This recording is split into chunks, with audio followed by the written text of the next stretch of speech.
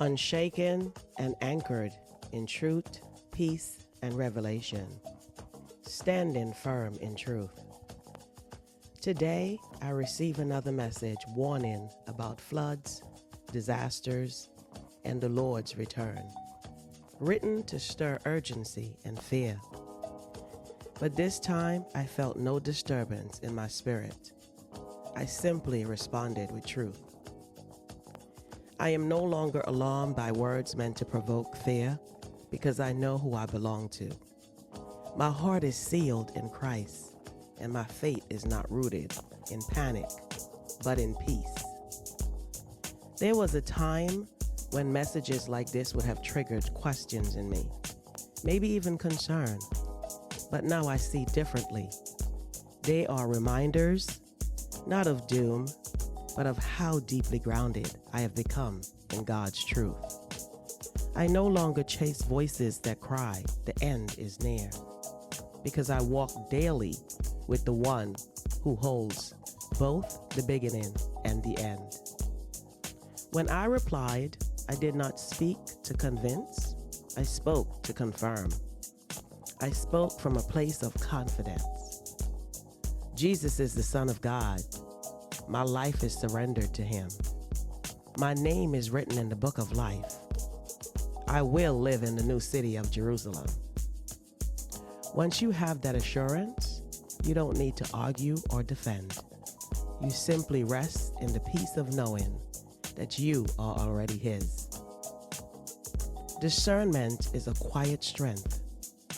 Fear shouts, but peace listens. And today I listened. Even in the flood of messages, I heard only one voice, the voice of truth reminding me, you are already prepared. You will keep me in perfect peace, those whose minds are steadfast, because they trust in you. Isaiah 26, verse 3. Fearless in faith.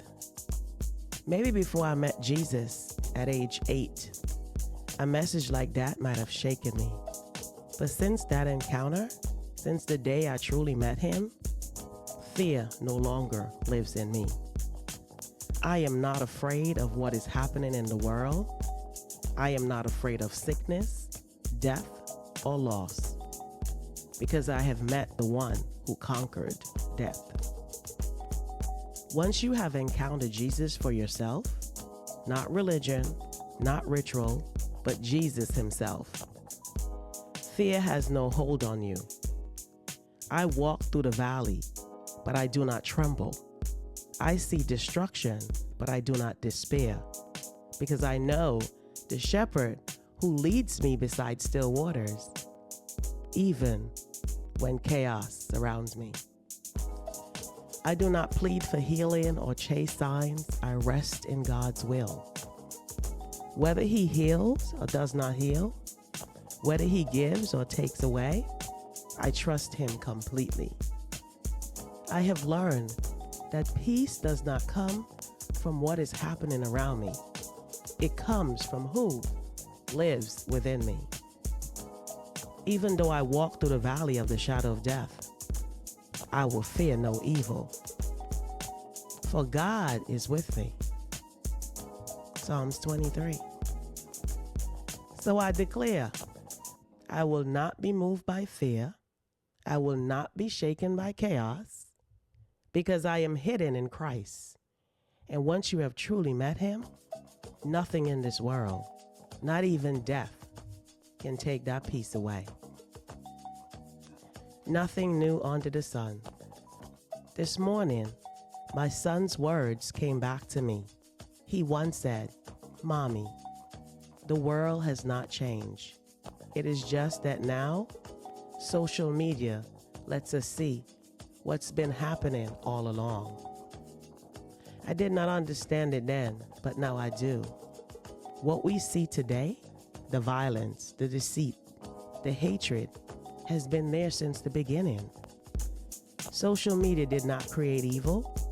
It simply revealed what was already in the human heart.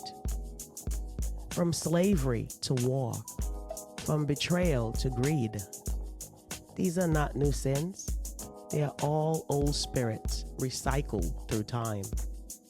The same deceit that crept in the garden still walks among us, whispering through pride, fear, and the lust for power. But evil present is not proof of God's absence. It is proof of his prophecy. The word said, "These days will come, wars, rumors of wars, hearts growing cold, people inventing new ways to do evil." And yet, God still says, "Do not be afraid." My son's words made me see that awareness has simply increased. What once happened in shadows now plays out in daylight. What once was whispered is now streamed for the world to see. But even in that exposure, God is in control. Because before there was social media, before there were kingdoms or nations, there was Cain and Abel, the first betrayal, the first shedding of blood. And from that moment, the spirit of destruction entered the world.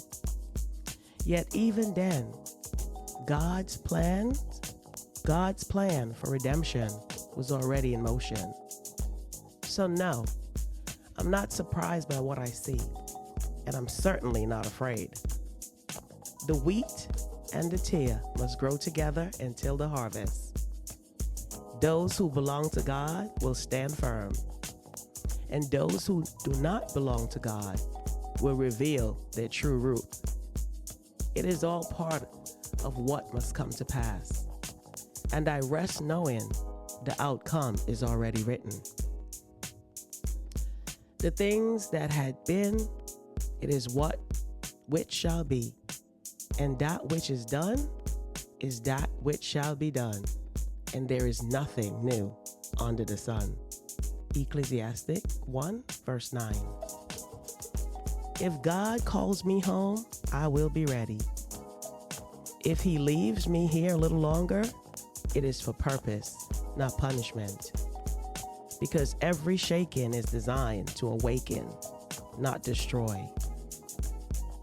Closing reflection. The more I walk with God, the less I react, and the more I recognize.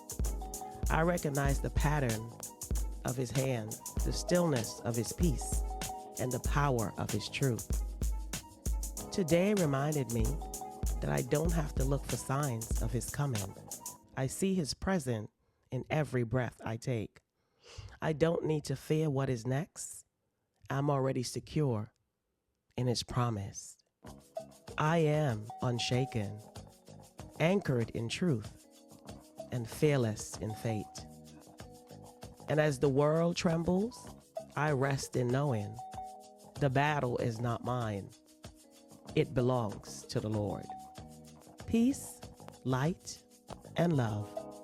The Resilient Path. Fran Evans.